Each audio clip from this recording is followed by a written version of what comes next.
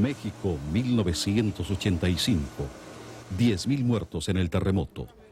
Más de 800 muertos en los hospitales, entre ellos 100 médicos.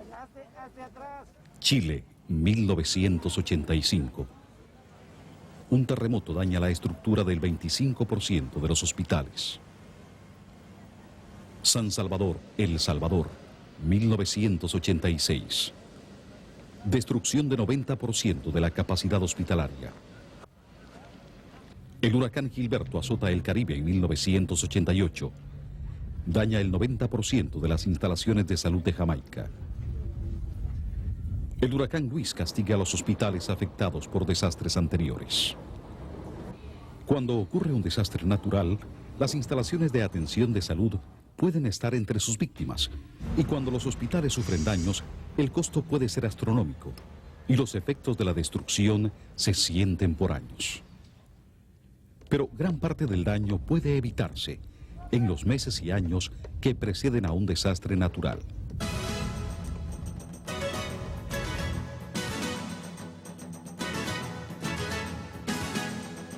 Un hospital es el corazón de la comunidad. Pero cuando un hospital queda paralizado por un desastre, se convierte de recurso valioso en un enorme inconveniente.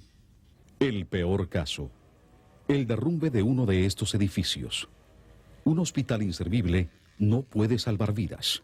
De hecho, puede aumentar mucho el total de muertos. 50% de los 15.000 hospitales de América Latina y casi todas las instalaciones de salud del Caribe están situados en zonas de alto riesgo de terremotos y huracanes fuertes. En los últimos 20 años, más de 100 de estas instalaciones han quedado afectadas por terremotos o huracanes. Casi un quinto se derrumbó o tuvo que demolerse. Las muertes causadas por derrumbes de hospitales son apenas la punta del iceberg.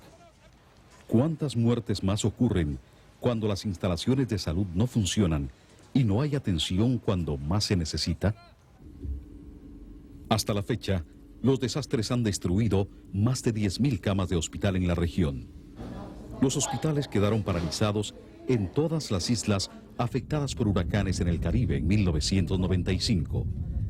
Estas pérdidas, más que catastróficas, son imperdonables. Un hospital es un complejo sistema de servicios médicos de urgencia, de internado, ambulatorios y de apoyo. El edificio está ocupado permanentemente por personal, pacientes y visitantes. Aunque es imposible lograr que los hospitales sean invulnerables a los estragos de la madre naturaleza, la intensidad del daño puede reducirse mucho. The design philosophy for hurricane-resistant construction is that the buildings should be virtually La filosofía de diseño de construcción resistente a huracanes indica que los edificios deben quedar casi sin daños por la fuerza del viento. Pero como siempre hay objetos sueltos en el aire durante el huracán, el daño por impacto es inevitable. Sin embargo, el daño causado por la fuerza del viento es totalmente evitable. Solo que somos humanos y siempre cometemos errores, y la tempestad buscará esos errores. La intensidad de la fuerza en un terremoto catastrófico es tan alta que nuestra meta no es tanto proteger la propiedad contra la catástrofe, sino proteger la vida. Si podemos salvar vidas y evitar que haya heridos, pero con algunos daños a nuestros edificios, habremos triunfado en el peor terremoto. We can save lives and prevent injuries to people, but sustain some damage to our buildings, then we would have succeeded in the worst earthquakes. Y un hospital es, dentro de una comunidad, uno de las construcciones que no debe parar en su funcionamiento en caso de emergencias. Y esto debe asegurarse desde el punto de vista tanto de la estructura como del anclaje de equipos, todo lo que es plantas de emergencia y todo el sistema de vida del hospital debe seguir funcionando. Esto debe llevar un diseño minucioso en donde tengamos una participación tanto arquitectos como ingenieros estructurales, como los médicos y el personal administrativo, que en caso de emergencia es el que va a tener el control del hospital. Este proceso es aplicable a estructuras existentes y a nuevas edificaciones. Casi todos los edificios que vamos a usar durante nuestra vida ya están construidos y casi todos pueden sufrir daños por peligros naturales. Por tanto, la reestructuración de las instalaciones existentes es un importante aspecto de la mitigación. Ciertos hospitales son como pacientes enfermos. El primer paso para tratar sus males es hacer un diagnóstico. El análisis de vulnerabilidad es un proceso lógico en que se examina cada aspecto de la viabilidad de una estructura. Todos los materiales pueden fabricarse a satisfacción para que resistan los terremotos y huracanes, pero algunos quedan tan mal instalados que se desprenden al ocurrir esas catástrofes. Los materiales pesados resisten más el viento y los leves más los terremotos. La mejora de los elementos no estructurales es también parte del proceso de reestructuración. El hospital y el personal dependen de varios servicios indispensables para atender a los pacientes: electricidad, agua y comunicaciones. Cuando un desastre interrumpe estos servicios indispensables, un hospital es casi inútil. Lo que solemos ver en los terremotos es la caída de equipo, estantes de libros, botiquines, techos y conexiones eléctricas. Todos estos elementos no estructurales podrían asegurarse antes de un terremoto a un costo módico. Entonces, diferenciamos la reestructuración difícil de las estructuras principales de la reestructuración relativamente sencilla y barata de los elementos no estructurales. To the relatively simple and inexpensive retrofitting of the non-structural elements. Muchos países afectados por desastres extensos han creado metodologías para su análisis de vulnerabilidad. En México, el Centro Nacional de Prevención de Desastres, CENAPRED, encabeza la investigación y aplicación de esos procedimientos.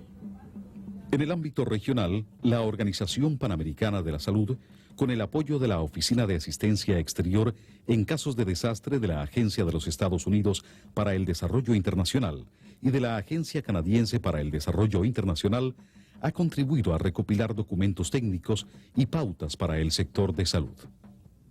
En 1995, la Oficina Humanitaria de la Unión Europea, ECHO, patrocinó un estudio piloto sobre análisis de vulnerabilidad en 4 países: Chile, Colombia, Ecuador y Venezuela. La información recolectada con las diversas actividades de cada país proporcionó el marco para la presentación oficial de proyectos de ley, presupuestos y planes de reestructuración estructural y no estructural. En el Ecuador, el análisis de vulnerabilidad incluyó una muestra de hospitales de Guayaquil. En Venezuela se hizo una evaluación detallada de la respuesta sísmica de hospitales importantes.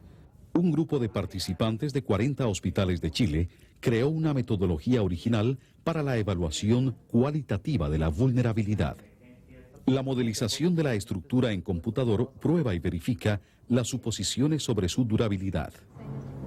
Esta animación lo que hace es que nos indica cómo es que se deforma la estructura, nos indica si existe o no desacoplamiento en torsión. Podemos ver de que el edificio simplemente va y viene de una forma ordenada, de que no existen perturbaciones en planta, y que eso lógicamente nos indica que la estructura que hemos logrado es apropiada para lo que queremos obtener. En América Latina y el Caribe hay muchos conocimientos científicos sobre técnicas de mitigación. Esa información se ha ampliado, probado y divulgado en los últimos años con apoyo de organismos internacionales como la SIDA, la OFDA y otros. Lo importante es convertir esos conocimientos en acción. En países como México, que sufrieron pérdidas tan enormes en el terremoto de 1985, la decisión de tomar drásticas medidas de reestructuración de los hospitales quizá fue más fácil que en otros países. En las islas del Caribe hay que hacer más, como lo indican los efectos del huracán Luis en 1995.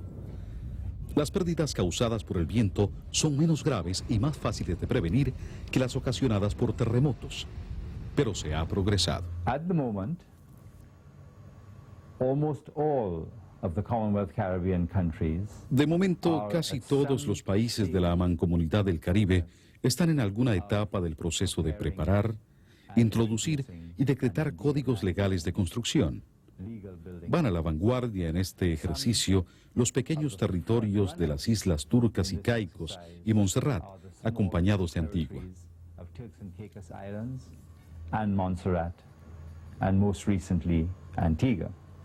En Costa Rica, un pequeño país que afortunadamente no ha sufrido pérdidas tan graves como México, la Caja de Seguro Social se comprometió a reestructurar 3 hospitales importantes y a asegurarse de incluir resistencia sísmica en el diseño de nuevas instalaciones.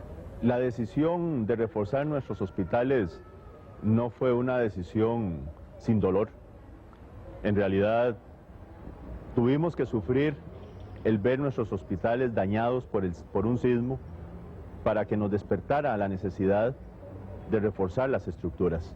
Se contrató un grupo de ingenieros quienes hicieron la revisión y se encontraron que el hospital tenía una alta vulnerabilidad sísmica, aún para sismos de pequeña cuantía, es alrededor de 5 años más o menos. Este hospital se diseñó para 2 niveles de resistencia o de desempeño. Un nivel de sismo fuerte en el que el hospital debía desempeñarse en el rango elástico sin ningún tipo de daño, y un nivel de sismo todavía más fuerte en el cual el hospital debía sobrevivir sin colapso. De tal forma que nos ha costado, ha sido un proceso largo, repito, no sin dolor, pero sí hoy podemos decir con mucha satisfacción, 1, que el esfuerzo no ha terminado, pero 2, que realmente ha valido la pena el sacrificio que hemos hecho en aras de poder garantizar al pueblo costarricense el tener un hospital de niños preparado para casos de emergencia masiva y desastre hasta donde esté nuestras posibilidades de actuar. La mitigación de los daños estructurales y no estructurales de los edificios no reduce la importancia de adiestrar al personal de los hospitales para responder bien a los planes de emergencia y ejercicios para desastres. Con los conocimientos adquiridos y las dramáticas experiencias vividas en la región, ya no se puede permitir la construcción ni el financiamiento de nuevas instalaciones sin la debida resistencia al viento o a los terremotos. Sin embargo, en la mayoría de los países, la sustitución del conjunto actual de hospitales es una meta a muy largo plazo que durará por varias generaciones. Por eso, reestructurar los edificios existentes y prestar particular atención al diseño de los nuevos deben ser prioridades para esta generación. Por lo común, la gente considera la destrucción por huracanes como casos de fuerza mayor. De hecho, la frase caso de fuerza mayor está consagrada en las leyes de nuestros países. El viento puede ser un caso de fuerza mayor, pero la destrucción de un edificio es un caso de negligencia del hombre. Hasta cuando nuestras poblaciones exijan éxito, será difícil que la industria de la construcción lo alcance. Podemos hacer mucho, pero ante todo, debemos reconocer la necesidad de hacerlo.